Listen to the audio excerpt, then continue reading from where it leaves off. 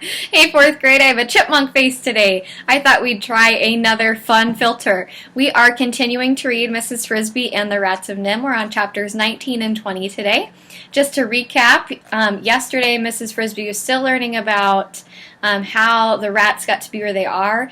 Jonathan and a white mouse helped the rats escape. They opened up the screen because they were small enough. So I wonder if you can figure out who that white mouse may be. Just want you to think about it for a second. Chapter 19, The Boniface Estates. Mrs. Frisby said, "Jonathan and Mr. Ages got the screen open."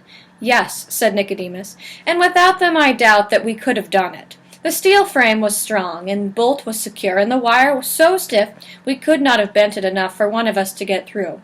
So we were glad they were with us, and asked them if they would, after all, like to stay with us. Since there were only two of them, they said they would, for the time being at least."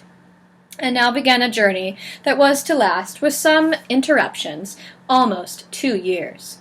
Parts of it were pleasant, and it was a joyful feeling at first, just to be free again and get those laboratory collars off, and parts of it were terrible. I have made notes about all of it, and if the time ever comes when rats publish books of their own, I intend to write a book about it. It would be a long book, full of trouble and danger and too much to tell. It was in one dangerous time that I lost my eye and got the scar you now see on my face. But we did have some happy times, and some pieces of great good luck, two in particular, that help to explain how we got here and what our plans are now. It was early summer when we got out. We had known that beforehand we could tell by the lateness of the light through the windows, though it was dark, when we finally stood on the roof. We had no trouble getting down the side of the building. However, there were downspouts in the corners with plenty of toe-holes. We dropped the screwdriver and the spool of thread into one of these. A little lower there was ivy. We were all good climbers, and there was moonlight to see by. In less than 15 minutes we were on the ground. Staying in the darkest shadows under the bushes, when we could, we'd sped away from NIMH, not knowing or caring at first what direction we were going. Nobody saw us. During the next few weeks, we lived as we could. We had, in a way, learned all over again how to get along, for although the world outside the laboratory was the same, we ourselves were different. We were, a couple of times, reduced to eating from dumps and garbage cans, but knowing how to read, we quickly learned to recognize signs of buildings. Groceries, supermarket, meat and vegetables, for instance, let us know that there was food inside for the taking, and once inside the supermarket at night, they always leave a few lights on, we could even read the signs on the wall directing us to Section 8 for dairy products, like cheese, Section 3 for baked goods, and so on. In the country, there were barns and silos stocked with grain and corn, and chicken houses full of eggs. Occasionally, we came upon other rats, and a few times we talked to them, but not for long, because just after a few words they would begin to look at us strangely and edge away. Somehow they could tell that we were different.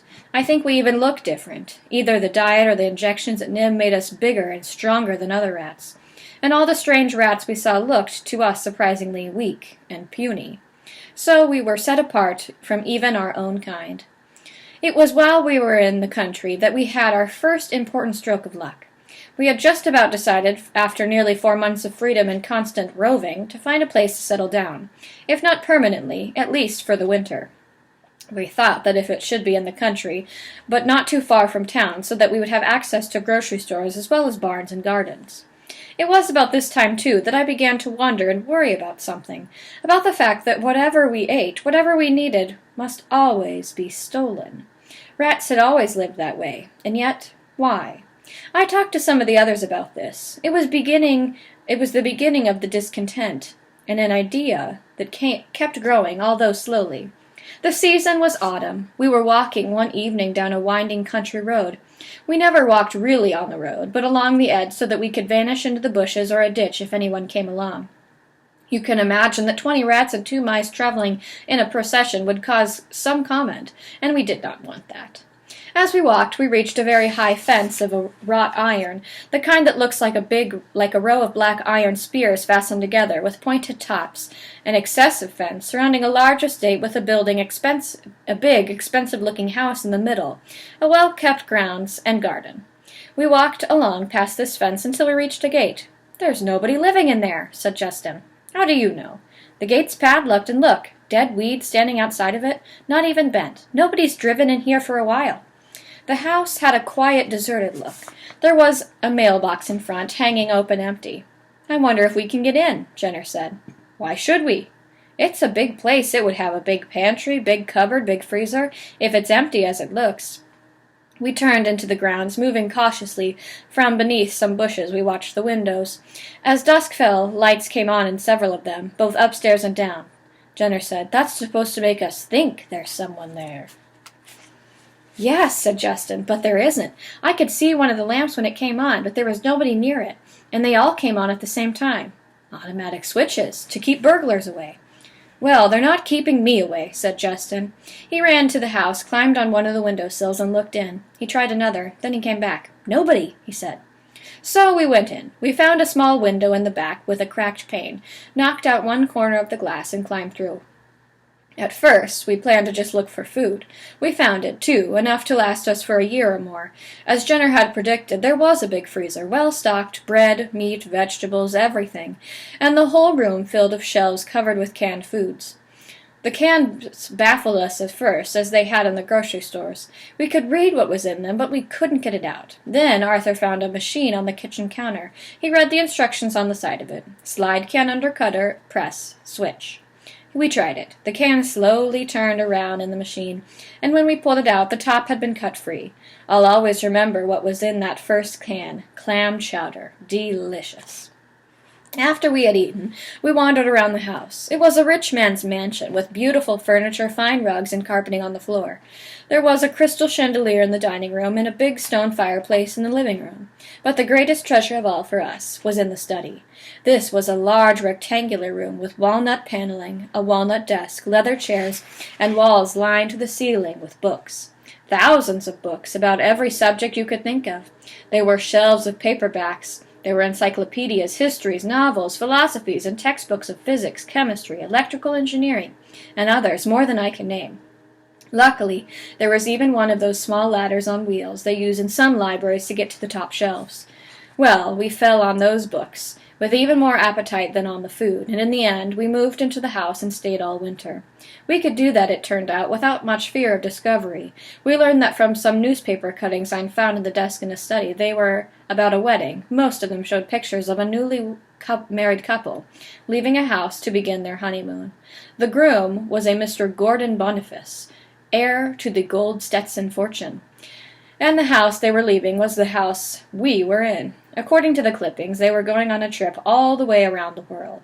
They were coming back to Boniface estate in May. Until then, it was our estate. Oh, there was the caretaker gardener who came 3 times a week, and once in a while he would check the house in a cursory sort of way. That is, he would unlock the front door, glance around to see if anything looked all right, and then locked it and left. But he didn't live there, and he lived at a small house down the road, and we were expecting him when he came.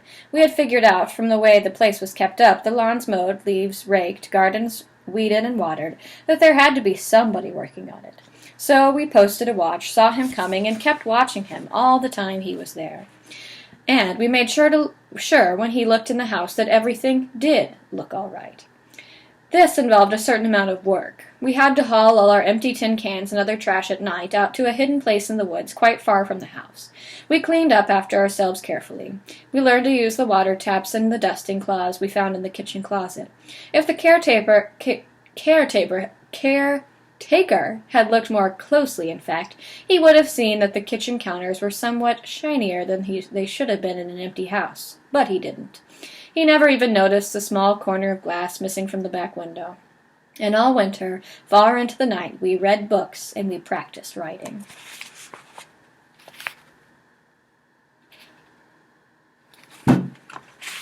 Chapter 20. The Main Hall. There came a knock on Nicodemus's office door. It opened, and Justin and Mr. Ages entered. "Back so soon," said Nicodemus. "Soon?" said Justin. "It's past noon. It's lunchtime." "Past noon?" Mrs. Frisby stood up, remembering her children waiting at home.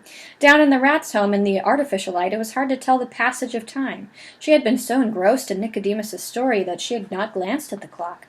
Justin was wearing a satchel of Nicodemus's, and from it he took a small paper package. "Here's Dragon's medicine," he said, putting it on the table. And he asked Mrs. Frisby, "Did he tell you about the toy tinker?" Nicodemus said, "No, I was coming to that." "But I can't stay to hear it now," said Mrs. Frisby. "My children will all be wanting their lunch." A plan was worked out. Mrs. Frisby would go home to take care of her children. Nicodemus, Justin, and Arthur, and the other rats involved would work out the details of moving her house, which would be done at night at about 11 o'clock, after the Fitzgibbons are asleep, and we're sure Dragon is too, said Nicodemus. Mrs. Frisby would return in the mid-afternoon to the rosebush. Mr. Aegis said, "I'm going to lie down. After making that trip with this cast, I'm tired." "You can have your choice of rooms," said Nicodemus. "Now that Jenner and his friends are gone, we have 7 empty." "Thank you," said Mr. Aegis. "Mrs. Frisby, when you return, I will tell you as well as I can exactly how to put the powder in Dragon's food." As she hurried home, Mrs. Frisby considered just how much she should tell her children about all that had happened, and all that was going to happen. She decided, at that stage at least, she would not tell them about their father's connection with the rats. Also, she would not say she had volunteered to put the sleeping powder in Dragon's bowl. That would worry them. She could tell them perhaps that when it was safely done, when, among other things, there would be no chance for Martin to volunteer in her place. She would tell them simply that, as the owl had suggested, she had gone to the rats and asked for their help. She had found them friendly and intelligent, and a group of them were coming at night to move the house to a place where it would be safe from the plow. That would be enough. She could tell them the whole story later, when she knew it all herself. But it was not enough. The children were skeptical at first, then intensely curious, especially Timothy, who looked stronger and feeling more energetic, but was still laying in bed, primarily because Teresa and Martin had made him. "But why should the rats do that?" asked Timothy. "We don't know them at all. Nobody does. They keep to themselves." "Maybe it's because the owl sent me," said Mrs. Frisby, searching for an answer that would satisfy him. "They seem to be impressed by the owl." "For that matter," said Timothy, "I don't even see why the owl wanted to help. He's no friend of ours either." "Maybe they thought some day we could do them a favor in return." "Oh, Mother," said Cynthia, "how could we ever do them a favor?" "Oh, you forget. I did do Jeremy a favor. That's what started the whole thing." "That and me getting sick," said Timothy. "I wish I could get up. I'm tired of bed." "Not yet," said Mrs. Frisby, glad to change the subject. "You must save your strength, because tonight you'll have to get up for a little while they move the house. We must be sure that you're well wrapped, and hope that the night is warm." "It will be," said Martin. "It's turned quite hot outside." Then they ate lunch. That afternoon, Mrs. Frisby told the children that she must leave them to confer again with the rats about moving the house. When she thought of the danger she would face in just a few more hours, she wanted to kiss them all goodbye. But knowing that Timothy, at least, was already suspicious, she did not dare, but told them only that they should not worry if she was a little bit late getting home for supper. On her way back to the rose-bush, she felt quite relieved, almost cheerful. Her problem was nearly solved, and all the final solution was in sight. If all went well, Timothy would be saved. If all went well. Then the thought of what she had to do came back to her like a clanging of an alarm bell. What worried her most was not so much putting the powder in Dragon's bowl, but the fear that at the last minute she might lose her nerve and bungle it somehow. That could wreck the plan. She looked towards the Fitzgibbons farmhouse, and there, on the back porch, laying in the sun, was Dragon. He was watching a pair of sparrows playing in the grass halfway to the chicken yard. The tip of his tail was barely twitching as he debated whether or not they were near enough to spring for. He looked very big and very dangerous. At least he was not looking in her direction, and Mrs. Frisby hurried on to the bush, directly on to the hidden entrance, and slipped inside. When she reached the arched portal, Brutus was standing guard as before, but this time he greeted her politely. "I've been expecting you," he said. "May I go in?" "If you waited just a moment, I'll get Justin." He went inside the arch, pressed a small button on the wall. Mrs. Frisby had not noticed it before. "A doorbell," she said. "It rings a buzzer down below. If I push it 3 times, you'd see some action." "Action? That's the alarm signal. A dozen rats would come out this door ready to fight. All the rest, with the women and children, would hurry out the back door." "I didn't know there was a back door." "It comes out in the woods in a blackberry bramble. It's got a lot longer tunnel than this one." When Justin appeared, they went down the same hallway as before, but this time, when they reached the chamber where the elevator and stairway led down, Justin paused. "Nicodemus thought you might like to see our main hall. Just a quick look." "He said you asked about the plan." "I did," said Mrs. Frisby, "but he didn't tell me about it. It's more than just a plan now, but we're used to calling it that. If you see the main hall, you'll get an idea of what we're doing." So instead of going down as they had before, Justin led the way across the chamber where, as Mrs. Frisby had noticed, the tunnel continued. They walked along for what seemed like several more minutes. "Somewhere right along here," Justin remarked. "We're entering the woods. You'll notice the tunnel's run a bit crooked. We had to bend it to go around the tap roots, some as thick as a fence post." They were on their way. They went on until they came to a fork in the tunnel. "Right fork leads out to the blackberry bramble," said Justin. "Left fork leads to the main hall." They took the left fork. "Now brace yourselves for a surprise." From ahead came noises, the sound of many rats talking and a sound of hurrying, thumping, and machinery running. They stepped into a room as full of activity as a factory.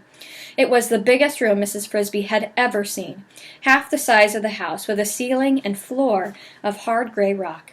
It was brightly lit with electric bulbs, and here, with large-sized ones, strung unshaded, and beneath them were rats at work everywhere. Rats running electric motors that ran belts that ran small circular saws, lathes, drills, grindstones, and tools Mrs. Frisby could not name. Rats hammering, welding, cutting, but most of all, rats hauling.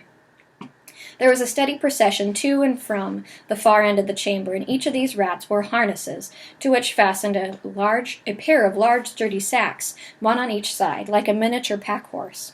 As the rats trooped in, their sacks were empty. They disappeared into a part of the room that was hidden by a high wall of wood. When they came out, the sacks were full and heavy. As she watched, a troop of 10, their sacks bulging, went past her out of the tunnel. They greeted Justin and nodded at her, but they did not pause. She noticed that just inside the entrance an electric fan whirred quietly, aiming inward, pulling fresh air into the room from somewhere out in the woods. Mrs. Frisby stood beside Justin and gasped.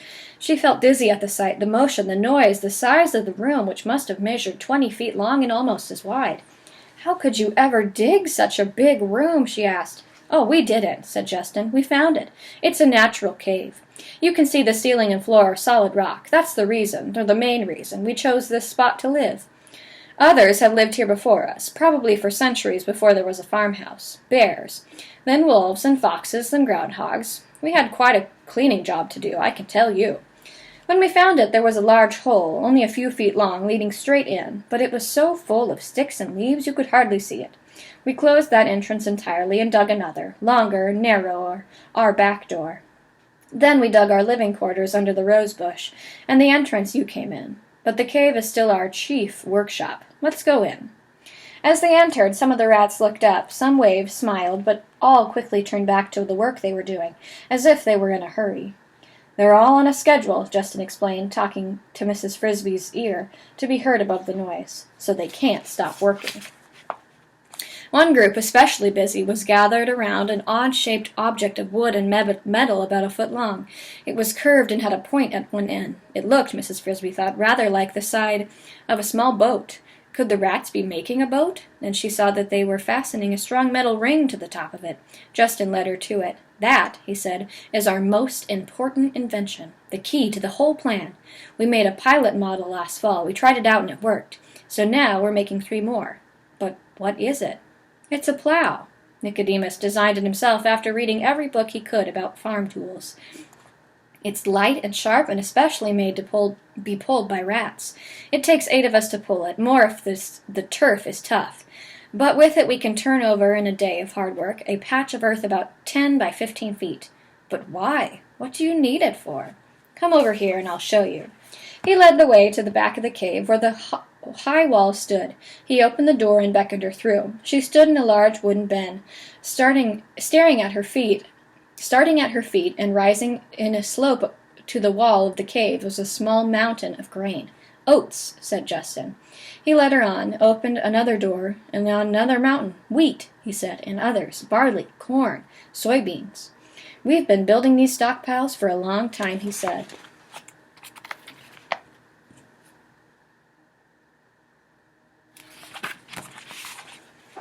All from Mr. Fitzgibbon's barn. We now have 2-year supply of 108 rats, plus enough to plant for 2 crops in case the first one fails. And there," he gestured towards the last bit bin in the row. We have boxes full of seeds. Seeds for tomatoes, beets, carrots, melons, and a lot more. All the time they stood there, the steady procession of rats continued. They entered the bins, took off their harness sacks, filled the sacks with grain, put them on again, and left through the tunnel, out of the back door. They looked, Mrs. Frisby thought, like very large ants endlessly toiling on an anthill. Justin must have had the same impression, for he said, "If the ants can do it," Nicodemus says, "if the bees can do it, so can we." "Do what?" "Why, live without stealing, of course. That's the whole idea. That's the plan."